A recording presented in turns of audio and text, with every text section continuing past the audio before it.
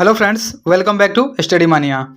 इस वीडियो में हम लोग एडिटोरियल करंट अफेयर्स का चैप्टर नंबर 24 है, जिसमें नवीनतम पर्यावरण एवं पारिस्थितिकी के बारे में हम लोग डिस्कस करने वाले हैं। और इसी में अगला पॉइंट होगा मैंग्रोव और वनस्पति। देखिए, अगला पॉइंट जो है मैंग्रोव और वनस्पति को भी हम लोग इसी में डिस्कस करेंगे। साथ ही साथ हम लोग भारत में जो टोटल 91 रामसर साइट है उसके बारे में भी हम लोग डिस्कस करने वाले हैं। अगला पॉइंट हमारा भारत में टोटल 91 रामसर स्थल हो जाएगा। उसके बाद बाघ गणना 2022 को भी हम लोग इसी में डिस्कस करेंगे। उसके बाद तेंदुओं की स्थिति 2022 के बारे में डिस्कस करेंगे। उसके बाद वन लाइनर पॉइंट दिया हुआ है कुछ, जो कि इन्वायरमेंट टू द पॉइंट, जो कि चैप्टर नंबर 25 है। इसको भी हम लोग इसी वीडियो में डिस्कस करने वाले हैं। तो शुरू करते हैं। सबसे पहले जो है नवीनतम पर्यावरण एवं पारिस्थितिकी, जो कि 24 नंबर चैप्टर है, इसको हम लोग डिस्कस करते हैं। इसमें सबसे पहले दिया हुआ है 18वीं भारत वन स्थिति रिपोर्ट 2023। देखिए, 18वीं वन स्थिति रिपोर्ट 2023 जो है, यह भारत वन स्थिति रिपोर्ट जो है ISFR भारत सरकार के पर्यावरण, वन और जलवायु परिवर्तन मंत्रालय के तहत भारतीय वन सर्वेक्षण यानी FSIA द्वारा प्रति 2 वर्षों में प्रकाशित किया जाता है। तो सबसे पहले याद रखेंगे कि भारत वन स्थिति रिपोर्ट जो है, यह भारत सरकार के पर्यावरण, वन और जलवायु परिवर्तन मंत्रालय के द्वारा भारतीय वन सर्वेक्षण के द्वारा प्रति 2 वर्षों पर प्रकाशित होता है। और सबसे पहले जो है यह 1987 में प्रकाशित किया गया था। और ISFR जो है 2023 रिपोर्ट इस श्रृंखला की 18वीं रिपोर्ट है। तो इसका नंबर भी याद रखना है, ये 18वें नंबर का रिपोर्ट है। इसे 21 दिसंबर 2024 को पर्यावरण, वन एवं जलवायु परिवर्तन मंत्री श्री भूपेंद्र यादव के द्वारा विमोचन किया गया है। अगला पॉइंट है कि राष्ट्रीय वन नीति 1988 के अनुसार देश के कुल भूभाग का 33% भाग जो है वन क्षेत्र का होना चाहिए, जो वर्तमान में 21.76% है। यहाँ केवल 19 राज्यों या केंद्र शासित प्रदेशों के पास जो है 33% से अधिक वन क्षेत्र है। वहीं बात करते हैं कि भारत में वन आवरण की। तो भारत में जो वन आवरण है, तो भारत वन स्थिति रिपोर्ट 2023 के अनुसार जो है भारत का वन आवरण यह 7,15,343 वर्ग किलोमीटर है, जो कुल भौगोलिक क्षेत्रफल का 21.76% है। और 2021 की रिपोर्ट की तुलना में वन आवरण में 156 वर्ग किलोमीटर की वृद्धि दर्ज की गई है। तो इंपॉर्टेंट हो जाएगा, आप इसको याद रखेंगे कि वृद्धि जो हुई है 156 वर्ग किलोमीटर की वृद्धि हुई है। और टोटल भौगोलिक क्षेत्र जो है वन का, यह 21.76% है भौगोलिक क्षेत्रफल का। अगला पॉइंट है कि भारत में वृक्ष आवरण। तो देखिए, भारत में जो वृक्ष आवरण की स्थिति है, इसके अनुसार भारत में कुल वृक्षावरण 1,12,014 वर्ग किलोमीटर है, जो कुल भौगोलिक क्षेत्रफल का 3.41% है। 2021 के रिपोर्ट की तुलना में वृक्षावरण में 1289 वर्ग किलोमीटर की वृद्धि दर्ज की गई है। देखिए, आगे दिया हुआ है कि भारत में वन एवं वृक्ष आवरण के संपूर्ण आंकड़े दिए हुए हैं। तो सबसे पहले हम लोग देखेंगे आंकड़ों में कि वनावरण दिया हुआ है। वनावरण जो है 7,15,343 किलोमीटर स्क्वायर है। और प्रतिशत जो है यह कुल भौगोलिक क्षेत्रफल का 21.76% है। और इसमें वृद्धि हुई है 156 किलोमीटर स्क्वायर की वृद्धि हुई है। वहीं वृक्षावरण के बारे में बात करते हैं, तो वृक्षावरण जो है 1,12,014 किलोमीटर स्क्वायर है, या 3.41% है वृक्षावरण टोटल भौगोलिक क्षेत्रफल का। और इसमें वृद्धि हुई है 1289 किलोमीटर स्क्वायर। अब यहाँ पे टोटल के बारे में बात करते हैं, तो वृक्षावरण प्लस वनावरण दोनों को इसमें शामिल कर दिया गया है। ये हो गया 8,27,357 वर्ग किलोमीटर, जो कि टोटल भौगोलिक क्षेत्रफल का 25.17% है। और इसमें वृद्धि हुई है 1445 किलोमीटर स्क्वायर की वृद्धि हुई है। याद रखेंगे कि भारत में वन और वृक्षावरण के मामले में पूछा जाए तो इसमें क्षेत्रफल जो हो जाएगा 8,27,357 किलोमीटर स्क्वायर हो जाएगा। यह दोनों का मिलाकर के आंकड़ा है। और परसेंटेज जो हो जाएगा कुल भौगोलिक क्षेत्रफल का 25.17%। और वृद्धि जो हो जाएगा 1445 किलोमीटर स्क्वायर हो जाएगा। फिर अगला दिया हुआ है कि क्षेत्रफल के अनुसार सर्वाधिक वन आवरण वाले राज्य। उसके बाद क्षेत्रफल के अनुसार जो है सबसे कम आवरण वाले राज्य। तो सबसे पहले देखेंगे कि क्षेत्रफल के अनुसार सर्वाधिक वन आवरण वाले राज्यों में सबसे पहले जो हो जाएगा यह हो जाएगा मध्य प्रदेश, उसके बाद अरुणाचल प्रदेश, और उसके बाद तीसरे नंबर पे छत्तीसगढ़ हो जाएगा। तो देखिए, मध्य प्रदेश जो है 77,073 किलोमीटर स्क्वायर जो है, यहाँ पे सबसे अधिक वन हो जाएगा मध्य प्रदेश में, यानी एरिया के मामले में। उसके बाद अरुणाचल प्रदेश में 65,882 किलोमीटर स्क्वायर, और छत्तीसगढ़ में 55,812 किलोमीटर स्क्वायर। वहीं क्षेत्रफल के अनुसार सबसे कम आवरण वाले क्षेत्र जो हो जाएंगे हरियाणा में मात्र 1,614 किलोमीटर स्क्वायर क्षेत्रफल में ही वन आवरण है। पंजाब में 1846 किलोमीटर स्क्वायर है और गोवा में 2266 किलोमीटर स्क्वायर है। देखिए नोट भी दिया हुआ है कि सर्वाधिक वन एवं वृक्ष आवरण वाले क्रमशः 3 राज्य मध्य प्रदेश, अरुणाचल प्रदेश और छत्तीसगढ़ हो जाएंगे। याद रखेंगे यहाँ पे सर्वाधिक वन और वृक्ष दोनों बोला गया है, तो वन और वृक्षावरण वाले राज्य हो जाएंगे सबसे अधिक मध्य प्रदेश, अरुणाचल प्रदेश और छत्तीसगढ़ हो जाएंगे। फिर अगला पॉइंट है हमारा कि सर्वाधिक वन आवरण में वृद्धि करने वाले राज्य 2021 से लेकर के 23 तक का आंकड़ा है। तो सबसे अधिक वन आवरण में वृद्धि जो हुआ है यह हुआ है मिजोरम में। मिजोरम में 242 किलोमीटर स्क्वायर वृद्धि हुआ है। उसके बाद गुजरात जो है 180 किलोमीटर स्क्वायर वृद्धि हुआ है और उसके बाद उड़ीसा में 152 किलोमीटर स्क्वायर का वृद्धि हुआ है। अगला पॉइंट है कि सर्वाधिक वन आवरण में नुकसान करने वाले राज्य। तो सर्वाधिक वन आवरण में नुकसान वाले राज्य हो जाएंगे 2021-23 का डाटा दिया हुआ है कि मध्य प्रदेश में जो हो जाएगा, यह नुकसान के मामले में पूछा गया है 371.5 किलोमीटर स्क्वायर का नुकसान हुआ है। आंध्र प्रदेश में 139 किलोमीटर स्क्वायर का नुकसान हुआ है और तेलंगाना में 100 किलोमीटर स्क्वायर का लगभग नुकसान हुआ है। देखिए नोट भी दिया हुआ है कि वन एवं वृक्ष आवरण में सर्वाधिक वृद्धि करने वाले क्रमशः 3 राज्य वन एवं वृक्ष आवरण में सर्वाधिक वृद्धि वाले राज्य हो जाएंगे। छत्तीसगढ़ सबसे अधिक हो जाएगा, उसके बाद उत्तर प्रदेश हो जाएगा, फिर उसके बाद उड़ीसा हो जाएगा। तो सबसे ज़्यादा वृद्धि जो हुआ है छत्तीसगढ़ में, उसके बाद उत्तर प्रदेश में और उड़ीसा में। देखिए पहले जो है यहाँ पे वन आवरण में वृद्धि के मामले में मिजोरम है, लेकिन यहाँ पे जो है वन और वृक्ष दोनों को मिलाकर के वृद्धि पूछा गया है। तो वन और वृक्ष के मामले में वृद्धि हो जाएगा छत्तीसगढ़, फिर उसके बाद उत्तर प्रदेश, फिर उसके बाद उड़ीसा। लेकिन आपसे अकेले पूछा जाए कि वन आवरण में वृद्धि जो हुआ है ये सबसे ज़्यादा मिजोरम में, फिर गुजरात में और फिर उड़ीसा में। वैसे ही वृक्ष आवरण में सबसे पहले दिया हुआ था, वन आवरण वाले राज्यों में क्षेत्रफल दिया हुआ था, तो इसमें जो है वन एवं वृक्ष आवरण वाले 3 राज्य क्रमशः दिया हुआ था, मध्य प्रदेश, अरुणाचल प्रदेश और छत्तीसगढ़ हो जाएगा। देखिए अगला पॉइंट है सर्वाधिक वन आवरण वाले प्रतिशत वाले राज्य बताया गया है। तो सर्वाधिक वन आवरण प्रतिशत वाले राज्य हो जाएगा मिजोरम हो जाएगा। मिजोरम में जो है वन जो है 85.34% है। उसके बाद अरुणाचल प्रदेश हो जाएगा 78.67% है। उसके बाद है सर्वाधिक वन आवरण प्रतिशत वाले केंद्र शासित प्रदेश। तो केंद्र शासित प्रदेश जो हो जाएगा लक्षद्वीप हो जाएगा। सबसे अधिक जो वन आवरण है लक्षद्वीप में है 91.33% है। अंडमान निकोबार जो हो जाएगा 81.62% हो जाएगा। तो याद रखेंगे कि सर्वाधिक वन आवरण प्रतिशत वाले राज्य हो जाएगा मिजोरम हो जाएगा, उसके बाद अरुणाचल प्रदेश हो जाएगा। और सर्वाधिक वन आवरण प्रतिशत वाले केंद्र शासित प्रदेश में लक्षद्वीप होगा, उसके बाद अंडमान निकोबार हो जाएगा। नेक्स्ट है अगला पॉइंट है कि भारत में घने एवं खुले वन। तो भारत में घने और खुले वनों में जो सबसे पहले वर्ग दिया हुआ है और उसमें शेष राज्य दिया हुआ है। देखिए बहुत घने वन जो है, बहुत घने वन अरुणाचल प्रदेश में है। उसके बाद मध्यम रूप से घने वन जो है यह मध्य प्रदेश में है और खुले वन जो है यह भी मध्य प्रदेश में है। तो याद रखेंगे कि बहुत घने वन अरुणाचल प्रदेश में है, उसके बाद मध्यम रूप से घने वन मध्य प्रदेश में है और खुले वन जो है यह मध्य प्रदेश में है। उसके बाद अन्य बिंदु भी दिए हुए हैं इसमें कि भारत में 43,623 वर्ग किलोमीटर में फैली झाड़ियाँ है जो कुल क्षेत्रफल 1.33% है। वहीं भारत में बांस धारित जो कुल क्षेत्रफल है 1,54,670 वर्ग किलोमीटर है, जिसमें सबसे अधिक मध्य प्रदेश हो जाएगा। मध्य प्रदेश में 20,421 किलोमीटर स्क्वायर है। उसके बाद है इस रिपोर्ट के अनुसार जो है देश के जंगल में कुल कार्बन स्टॉक 7285.5 मिलियन टन होने का अनुमान है और 2021 की तुलना में देश में कार्बन स्टॉक में 81.5 मिलियन टन की वृद्धि हुई है, जिसमें सबसे अधिक जो है अरुणाचल प्रदेश हो जाएगा। अगला पॉइंट है कि भारत वन आवरण के मामले में दुनिया में 10वां स्थान है, जबकि रूस का पहला स्थान है। तो याद रखेंगे कि वन आवरण के मामले में दुनिया में भारत का स्थान 10वां हो जाएगा और रूस का स्थान जो हो जाएगा पहला हो जाएगा।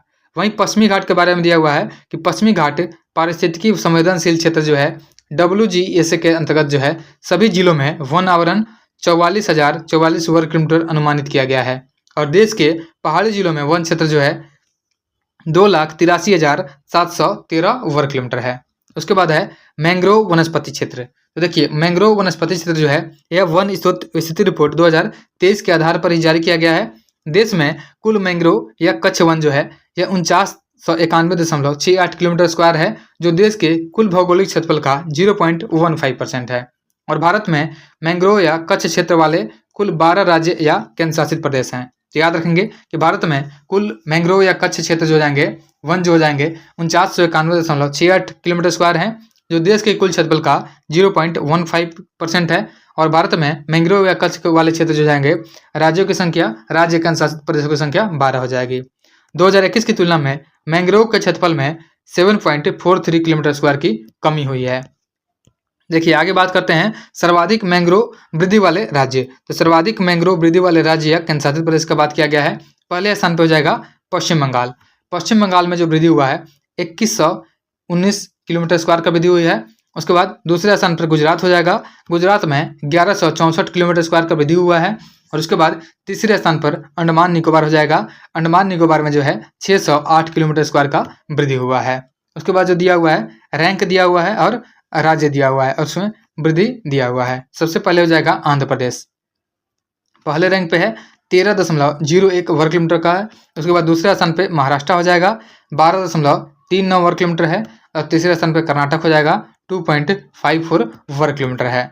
उसके बाद हम लोग देखते हैं अगला पॉइंट है हमारा कि भारत में कुल 91 रामसर स्थल। देखिए भारत में जो है अभी रामसर स्थल की संख्या टोटल 91 हो गई है। तो आप लोग इसको याद रखेंगे कि भारत में रामसर स्थल जो है 91 है। इससे संबंधित पॉइंट दिए हुए हैं, उसको हम लोग पढ़ लेते हैं। सबसे पहले दिया हुआ है कि आर्द्रभूमि संरक्षण हेतु 1971 में जो है ईरान के रामसर में सम्मेलन हुआ और इसके समझौते जो हैं 1975 से प्रभावी हुए हैं और भारत इसमें 1982 में शामिल हुआ है। याद रखेंगे कि आर्द्रभूमि संरक्षण के लिए 1971 में ईरान के रामसर में जो है सम्मेलन किया गया था और 1975 से समझौता प्रभावी हुआ था और भारत इसमें 1982 में शामिल हुआ था। और विश्व में 2500 से अधिक रामसर स्थल है। वहीं जुलाई 2025 तक भारत में अंतर्राष्ट्रीय महत्व की आर्द्रभूमियों की संख्या जो है 91 हो गई है।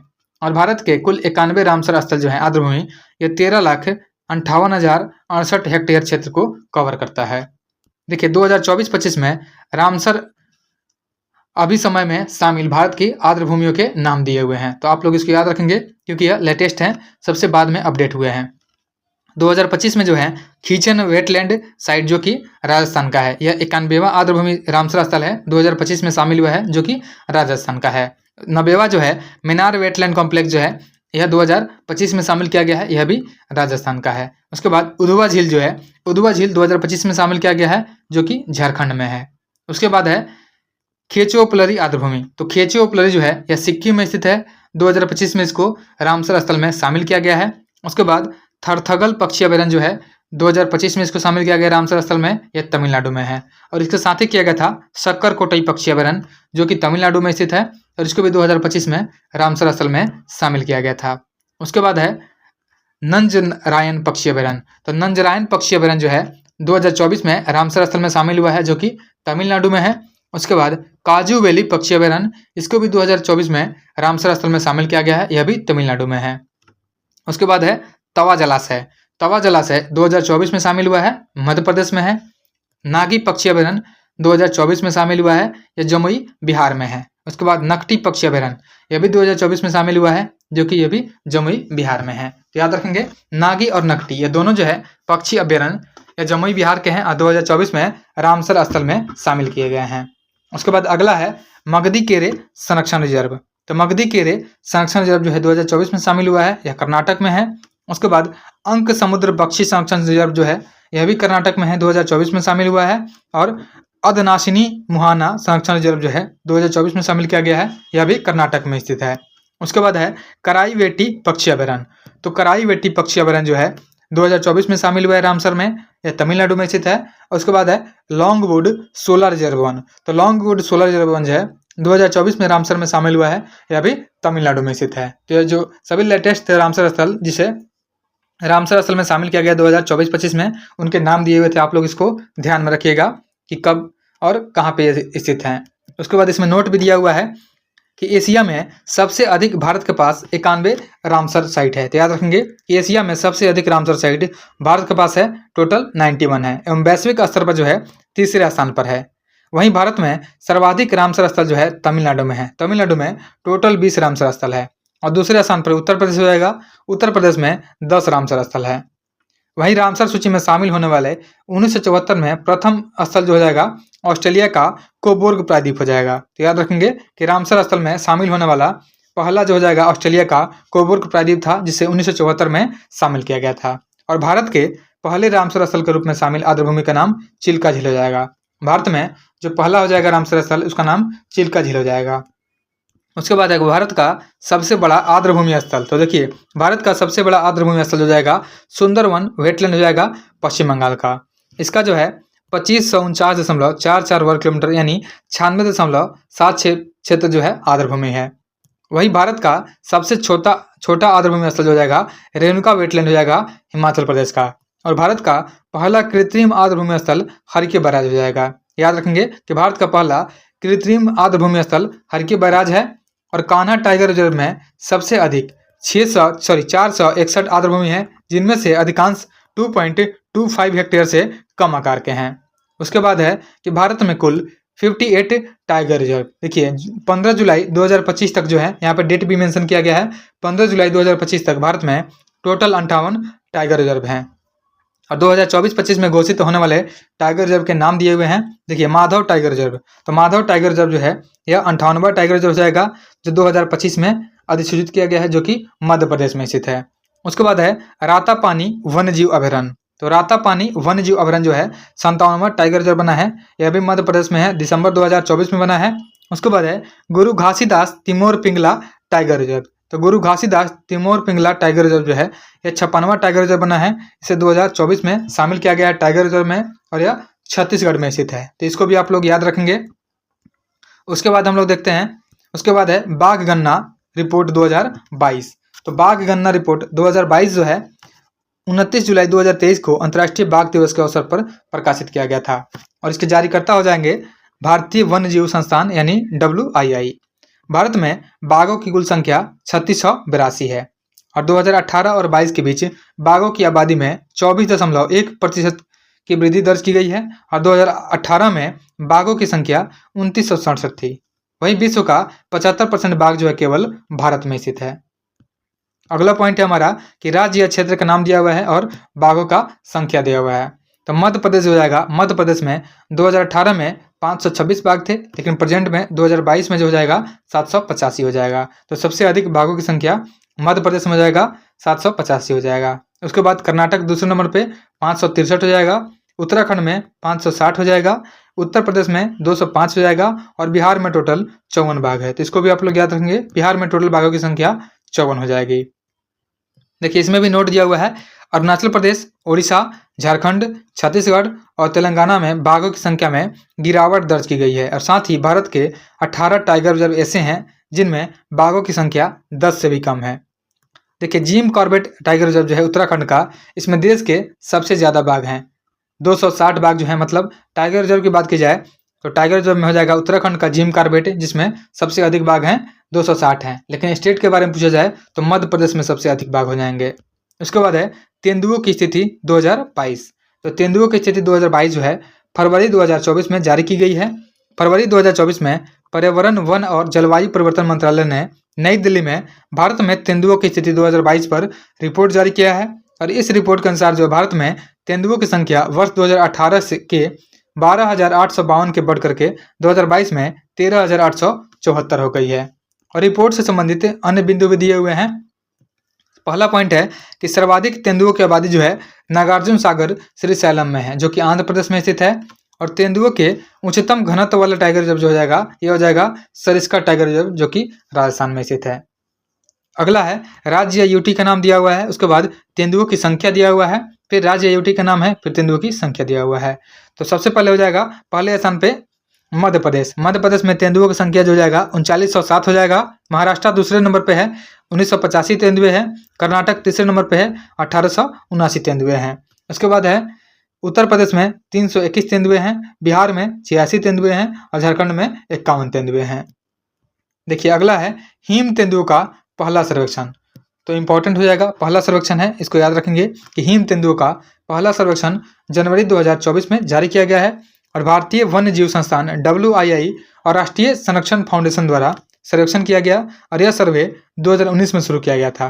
भारत में हिम तेंदुओं की कुल संख्या 718 है। और इसकी जनसंख्या जो है मुख्य रूप से 6 राज्यों या केंद्र शासित प्रदेशों में फैली हुई है। इसमें जो नाम दिए हुए हैं, राज्य या यूटी के नाम दिए हुए हैं, और इसमें हिम तेंदुओं की संख्या दी हुई है।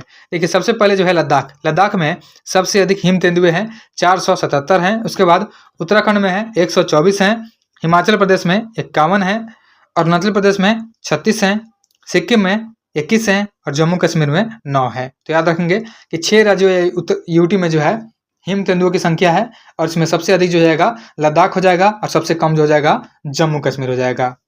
उसके बाद हमारा अगला पॉइंट है इन्वायरमेंट टू द पॉइंट, जो कि चैप्टर नंबर करंट अफेयर्स का चैप्टर नंबर 25 है, इन्वायरमेंट टू द पॉइंट। अब इसको हम लोग डिस्कस करते जाते हैं। देखिए पहला पॉइंट है कि 16 जून 2025 को नई दिल्ली में अंतर्राष्ट्रीय बिग कैट अलायंस यानी IBCA की पहली महासभा आयोजित की गई, जिसकी अध्यक्षता केंद्रीय पर्यावरण मंत्री भूपेंद्र यादव ने की और इस बैठक में 9 देशों के मंत्री स्तरीय प्रतिनिधिमंडल ने भाग लिया था।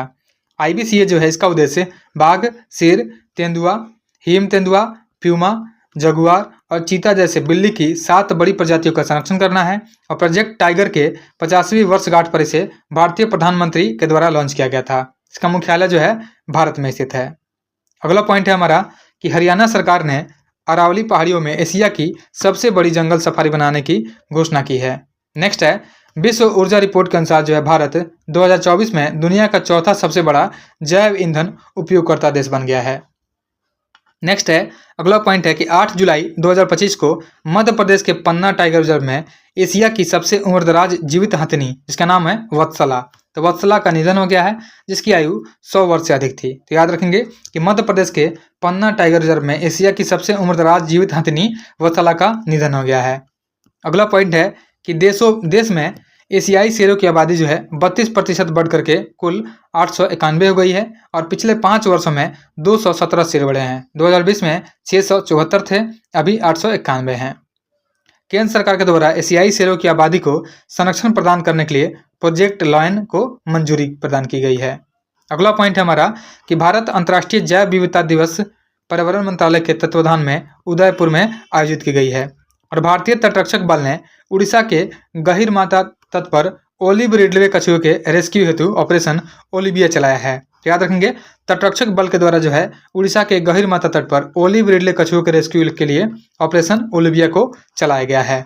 अगला पॉइंट है कि भारत की अक्षय ऊर्जा क्षमता जो है 220.10 गीगावाट वित्त वर्ष 2024-25 में ऐतिहासिक वृद्धि हुई है और यह उपलब्धि 2030 तक गैर जीवाश्म स्रोतों से 500 गीगावाट प्राप्त करने के देश में महत्वाकांक्षी लक्ष्य के अनुरूप है।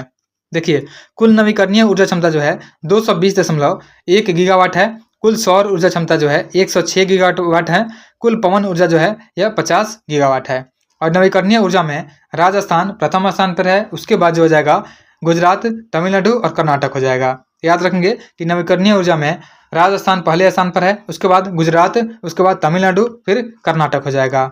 वही नवीकरणीय ऊर्जा में भारत का स्थान जो हो जाएगा चौथा हो जाएगा और जहां सौर ऊर्जा में भारत का स्थान जो हो जाएगा तीसरा हो जाएगा और पवन ऊर्जा में भारत का स्थान जो हो जाएगा चौथा हो जाएगा। नेक्स्ट है दिल्ली सरकार के द्वारा पर्यावरण संरक्षण के उद्देश्य से 2 लाख छात्रों को इको योद्धा के रूप में तैयार किया जा रहा है और इस अभियान का उद्देश्य स्कूल एवं कॉलेज के छात्रों को पर्यावरण संरक्षण के प्रति जागरूक करना है। अगला पॉइंट है कि केंद्र शासित प्रदेश जो है दादर और नगर हवेली तथा दमन और दीव, इसका दीव जिला देश का पहला ऐसा जिला बन गया है जो अपनी बिजली की मांग पूरी तरह सौर ऊर्जा से पूरी करता है। नेक्स्ट है भारत ने मध्य प्रदेश और राजस्थान को जोड़ने वाला अपना पहला अंतर्राज्यीय चीता गलियारा शुरू किया है और दोनों राज्यों में 17,000 वर्ग किलोमीटर में फैला यह एक वन्यजीव गलियारा जो है विकसित किया जाएगा, जिससे चीतों को संरक्षित और जुड़े हुए आवासों में स्वतंत्र रूप से विचरण करने की सुविधा मिलेगी।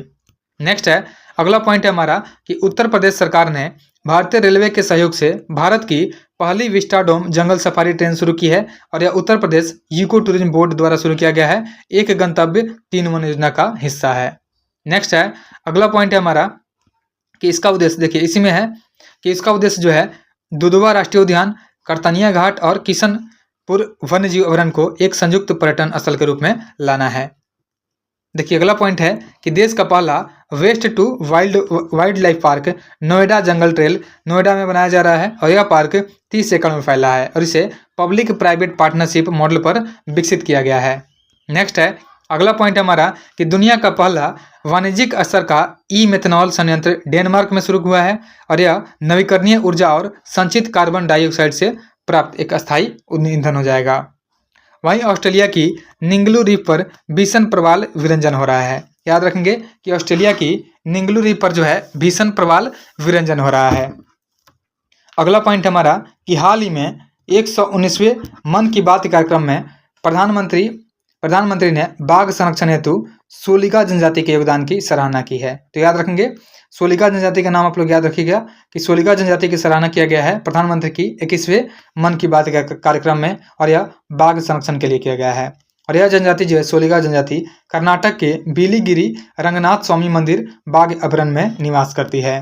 नेक्स्ट है अगला है एडॉप्ट अ हेरिटेज 2.0 प्रोग्राम। तो एडॉप्ट अ हेरिटेज 2.0 प्रोग्राम जो है इसके तहत बिस्लेरी कंपनी ने ऐतिहासिक जल निकायों को पुनर्स्थापित करने हेतु भारतीय पुरातत्व सर्वेक्षण के साथ समझौता किया है। नेक्स्ट है देखिए कैली फंड जो है कैली फंड को 25 फरवरी 2025 को रोम इटली में लॉन्च किया गया है, जिसका उद्देश्य जैव विविधता संरक्षण के लिए अपने उद्योगों में अनुवांशिक डेटा का उपयोग करने वाले व्यवसायों से वित्तीय योगदान प्राप्त करना है। और यह वैश्विक निधि जो है 2030 तक जैव विविधता हानि को रोकने के कोनमिंग मॉन्ट्रियल ग्लोबल बायोडाइवर्सिटी फ्रेमवर्क यानी KMGBF लक्ष्य का समर्थन करती है। यह निधि जो है 2024 में कोलंबिया में हुए ऐतिहासिक समझौते के बाद संरक्षण परियोजनाओं, वैज्ञानिक अनुसंधान और स्वदेशी समुदायों की सुरक्षा को वित्त पोषित करेगी।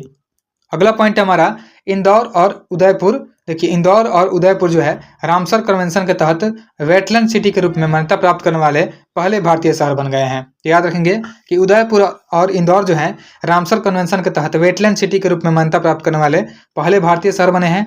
और यह प्रतिष्ठित मान्यता सतत शहरी विकास और पारिस्थितिकी संरक्षण के प्रति भारत की प्रतिबद्धता को उजागर करती है।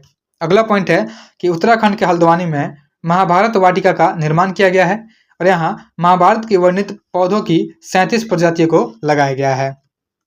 नेक्स्ट है कि भारत जो है जैव ईंधन के उत्पादन में तीसरा सबसे बड़ा देश बन गया है। वहीं टाटा मोटर्स के द्वारा जो है भारत के पहले हाइड्रोजन से चलने वाले ट्रक का परीक्षण किया गया है। याद रखेंगे कि टाटा मोटर्स ने भारत के पहले हाइड्रोजन से चलने वाले ट्रक का परीक्षण किया है। अगला पॉइंट है हमारा कि भारत की पहली हाइड्रोजन संचालित 1200 हॉर्स पावर की ट्रेन का ट्रायल हरियाणा के जिंद सोनीपत मार्ग पर किया गया है। उसके बाद कोचीन शिपयार्ड के द्वारा जो है निर्मित भारत की पहली हाइड्रोजन ईंधन सेल्फ फेरी का उद्घाटन जो है कोच्चि शहर में किया गया है। नेक्स्ट है भारत का पहला फ्रोजन चिड़ियाघर दार्जिलिंग यानी वेस्ट बंगाल के Padmaja Naidu Himalayan zoological park में शुरू किया गया है। याद रखेंगे भारत का पहला फ्रोजन चिड़ियाघर दार्जिलिंग के Padmaja Naidu Himalayan zoological park में शुरू किया गया है। अगला पॉइंट है कि केंद्र सरकार ने जम्मू कश्मीर के पुलवामा में स्थित त्राल वन्यजीव अभयारण्य को इको सेंसिटिव जोन के रूप में घोषित किया है। तो सबसे पहले याद रखेंगे कि त्राल वन्यजीव अभयारण्य जो है यह जम्मू कश्मीर में स्थित है और इसको इको सेंसिटिव जोन के रूप में घोषित किया गया है। नेक्स्ट है हाल ही में तेलंगाना सरकार ने राज्य के कवाल टाइगर रिजर्व को महाराष्ट्र के तडोबा अंधारी टाइगर रिजर्व से जोड़ने वाले क्षेत्र को कुमराम भीम संरक्षण रिजर्व घोषित किया है और यह क्षेत्र जो है 1492.88 वर्ग किलोमीटर में फैला है, जिसमें बाघों के अलावा विभिन्न प्रकार के जानवर एवं 240 से अधिक पक्षियों की प्रजातियां पाई जाती है। नेक्स्ट है अगला पॉइंट है कि तमिलनाडु सरकार ने प्रवासी आर्द्रभूमि पक्षियों के संरक्षण के उद्देश्य से जो है रामनाथपुरम जिले में धनुषकोडी में ग्रेटर फ्लेमिंगो अभयारण्य घोषित किया है। तो याद रखेंगे कि तमिलनाडु सरकार ने प्रवासी आर्द्रभूमि पक्षियों के संरक्षण के उद्देश्य से रामनाथपुरम जिले के धनुषकोडी में ग्रेटर फ्लेमिंगो अभयारण्य घोषित किया गया है। नेक्स्ट है पर्यावरण दिवस 2025 के अवसर पर शिमला में आयोजित एक समारोह के दौरान हिमाचल प्रदेश सरकार ने प्लास्टिक प्रदूषण को रोकने के लिए स्कूली छात्रों को स्टील की बोतलें वितरित करने की घोषणा की है और इसका उद्देश्य राज्य को ग्रीन एस्टेट बनाना तथा बच्चों में पर्यावरण के प्रति जागरूकता लाना है। नेक्स्ट है अगला पॉइंट है हमारा कि उड़ीसा सरकार के द्वारा सिमलीपाल टाइगर रिजर्व को नेशनल पार्क अधिसूचित यानी 845.7 वर्ग किलोमीटर स्क्वायर में फैला है, यानी अधिसूचित करने के बाद जो है भारत का 107वां टाइगर नेशनल राष्ट्रीय उद्यान बन गया है। तो याद रखेंगे कि उड़ीसा सरकार के द्वारा सिमली पार्क टाइगर रिजर्व को जो है नेशनल पार्क अधिसूचित किया गया है और यह भारत का 107वां नेशनल पार्क बना है। नेक्स्ट है अगला पॉइंट हमारा कि भारत की बाघ आबादी 2006 में 1411 से बढ़कर के 2022 में 3682 हो गई है, जो निगरानी करने वाले क्षेत्रों में लगभग 6% वार्षिक वृद्धि दर्शाती है। और मध्य भारत और पूर्वी घाटों में संख्या जो है 1033 से बढ़कर के 1439 हो गई है। और वहीं शिवालिक गंगा के मैदानों में 646 से 819 और सुंदरवन में 88 से 101 हो गई है। इसके विपरीत पूर्वोत्तर भारत में गिरावट देखी गई है, विशेष रूप से अरुणाचल प्रदेश में 29 से घट करके यह 9 हो गई है। नेक्स्ट है, अगला पॉइंट है, तेलंगाना के मेडक में ICAR कृषि विज्ञान केंद्र द्वारा प्राकृतिक एवं जैविक कृषक सम्मेलन 2024 का आयोजन किया गया और उपराष्ट्रपति ने इस सम्मेलन में मुख्य अतिथि के रूप में भाग लिया था। अगला है, पर्यावरण, वन तथा जलवायु परिवर्तन मंत्रालय ने पराली जलाने पर दंड को दोगुना कर दिया है। नेक्स्ट है, केरल के अरलम वन्यजीव अभयारण्य को भारत का पहला तितली अभयारण्य घोषित किया गया है और यह अभयारण्य जो है 55 वर्ग किलोमीटर क्षेत्र में फैला है, जिसमें 266 से अधिक तितली की प्रजातियां हैं। तो याद रखेंगे कि केरल का जो है अरलम वन्यजीव अभयारण्य, इसको भारत का पहला तितली अभयारण्य घोषित किया गया है और यह अभयारण्य जो है 55 वर्ग किलोमीटर क्षेत्र में फैला है, जिसमें 266 से अधिक तितली की प्रजातियां हैं। नेक्स्ट है, अगला पॉइंट है कि केंद्र सरकार ने टाइगर रिजर्व के बाद के 12 बाघों की सुरक्षा के लिए टाइगर्स आउटसाइड टाइगर रिजर्व नामक योजना की शुरुआत की है और यह योजना जो है उन क्षेत्रों पर केंद्रित होगी जहां बाघ टाइगर रिजर्व के बाहर मानव बस्तियों के समीप पाए जाते हैं, जिससे मानव बाघ संघर्ष की घटनाएं सामने आती है। अगला पॉइंट है प्रोजेक्ट एलिफेंट। तो प्रोजेक्ट एलिफेंट के तहत हाथी के संरक्षण को बढ़ावा देने के लिए पर्यावरण मंत्री भूपेंद्र यादव की अध्यक्षता में देहरादून में संचालन समिति की बैठक आयोजित की गई और बैठक में हाथियों की संरक्षण और मानव हाथी संघर्ष को लेकर के कई निर्णय भी लिए गए हैं। अगला पॉइंट है इसमें कि संयुक्त राष्ट्र जलवायु परिवर्तन फ्रेमवर्क कन्वेंशन के अंतर्गत जो है जर्मनी के बॉन शहर में वार्षिक बॉन जलवायु परिवर्तन सम्मेलन आयोजित किया गया, जिसका मुख्य उद्देश्य वैश्विक अनुकूल लक्ष्य तथा जलवायु वित्त पोषण है। नेक्स्ट है, 25 जून 2025 को पर्यावरण, वन और जलवायु परिवर्तन मंत्रालय के तहत जो है भारतीय संरक्षण सम्मेलन 2025 का आयोजन वन्य जीव संस्थान देहरादून उत्तराखंड में आयोजित किया गया है और इसमें देश विदेश के 500 से अधिक पर्यावरण शोधकर्ताओं ने पर्यावरण एवं वन्य जीव संरक्षण पर चर्चा किया है। साथ ही देखेंगे कि जलवायु तथा स्वास्थ्य अफ्रीका सम्मेलन जो है यानी चैक 2024 का आयोजन जो है जिम्बाब्वे की राजधानी हरारे में किया गया है। तो याद रखेंगे कि जलवायु तथा स्वास्थ्य अफ्रीका सम्मेलन यानी चैक 2024 का आयोजन जो है जिम्बाब्वे की राजधानी हरारे में किया गया है और चर्चा में रहे प्राणहिता वन्यजीव अभयारण्य जो है तेलंगाना में स्थित है। तो याद रखेंगे प्राणहिता वन्यजीव अभयारण्य जो है तेलंगाना में स्थित है। नेक्स्ट है, सिंहाचलम मंदिर जो खबरों में था आंध्र प्रदेश में स्थित है और यह विष्णु भगवान के अवतार भगवान नरसिंह को समर्पित है। तो याद रखेंगे सिंहाचलम मंदिर जो खबरों में था आंध्र प्रदेश में स्थित है और यह मंदिर विष्णु के अवतार भगवान नरसिंह को समर्पित है। अगला पॉइंट है कि पर्यावरण, वन एवं जलवायु परिवर्तन मंत्रालय ने पराली जलाने पर दंड को दोगुना कर दिया है। नेक्स्ट है, अगला पॉइंट है हमारा कि चीता परियोजना पर निगरानी के लिए मध्य प्रदेश, राजस्थान संयुक्त पैनल का गठन किया गया है। नेक्स्ट है, अगला पॉइंट देखते हैं हम। अगला पॉइंट हमारा हो जाएगा कि हिमाचल प्रदेश के सीएम जो हैं सुखविंदर सिंह सुक्खू। तो याद रखेंगे हिमाचल प्रदेश के सीएम हैं सुखविंदर सिंह सुक्खू। इन्होंने घोषणा की है कि दुर्गेश अरण्य जूलॉजिकल पार्क भारत में भारतीय ग्रीन बिल्डिंग काउंसिल से प्रमाणन प्राप्त करने वाला पहला चिड़ियाघर होगा। और भारतीय ग्रीन बिल्डिंग काउंसिल एक प्रमुख प्रमाणन संस्था है जो भारतीय उद्योग परिसंघ यानी CII का हिस्सा है और इसका गठन जो है 2001 में हुआ था। नेक्स्ट है, कूनो अभयारण्य के बाद जो है अब गांधी सागर अभयारण्य में चीतों को लाने की तैयारी हो रही है। अगला पॉइंट है, अक्टूबर 2024 में भारतीय प्रधानमंत्री नरेंद्र मोदी ने ग्वालियर मध्य प्रदेश के लाल टिपारा गौशाला में बायो CNG संयंत्र वाली भारत की पहली आधुनिक गौशाला का उद्घाटन किया है। नेक्स्ट है, सितंबर 2024 में राजस्थान के भरतपुर जिले में स्थित केवलादेव राष्ट्रीय उद्यान में टील कार्बन पर भारत का पहला अध्ययन किया गया है और टील कार्बन से तात्पर्य गैर ज्वारीय मीठे पानी की आर्द्र भूमि में संग्रहित कार्बन से है। नेक्स्ट है, अगला पॉइंट है कि 5 जून 2024 को विश्व पर्यावरण दिवस के अवसर पर प्रधानमंत्री नरेंद्र मोदी के द्वारा नई दिल्ली में एक पेड़ माँ के नाम अभियान का शुभारंभ किया गया है। तो याद रखेंगे कि विश्व पर्यावरण दिवस के अवसर पर प्रधानमंत्री मोदी के द्वारा एक पेड़ माँ के नाम अभियान का शुभारंभ किया गया है। नेक्स्ट है, 5 जून 2024 को विश्व पर्यावरण दिवस के अवसर पर इलेक्ट्रॉनिक्स और IT मंत्रालय के द्वारा स्वदेशी वायु गुणवत्ता निगरानी प्रणाली यानी AQAIMS और एयर प्रवाह ऐप को लॉन्च किया गया है और AQAMS के में real time air quality index monitoring के लिए एयर प्रवाह नामक ऐप है। अगला पॉइंट है हमारा, राजस्थान के जैसलमेर में राष्ट्रीय मरु उद्यान में आयोजित वार्षिक वाटर होल सर्वेक्षण के ग्रेट इंडियन बस्टर्ड पक्षी की कुल गिनती 64 की गई है। नेक्स्ट है, भारतीय वन्य जीव संस्थान की हालिया रिपोर्ट के अनुसार गंगा नदी बेसिन में 4000 से अधिक डॉल्फिन है।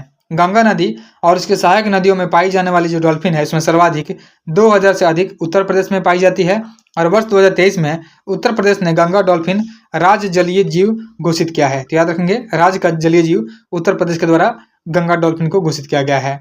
वही गंगा नदी डॉल्फिन का वैज्ञानिक नाम जो है प्लेटनिस्टा गैंगेटिका है और इसे 2010 में राष्ट्रीय जलीय जीव का दर्जा दिया गया है।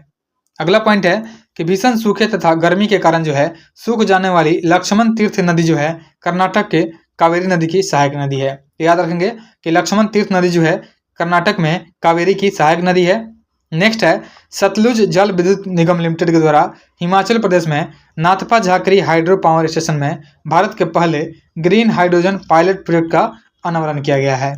अगला पॉइंट हमारा हो जाएगा, सुप्रीम कोर्ट के द्वारा जो है कालेसर वन्यजीव अभयारण्य जो कि हरियाणा में स्थित है, इसके भीतर 4 प्रस्तावित बांधों के निर्माण पर पर्यावरणीय चिंताओं के कारण रोक लगा दी है।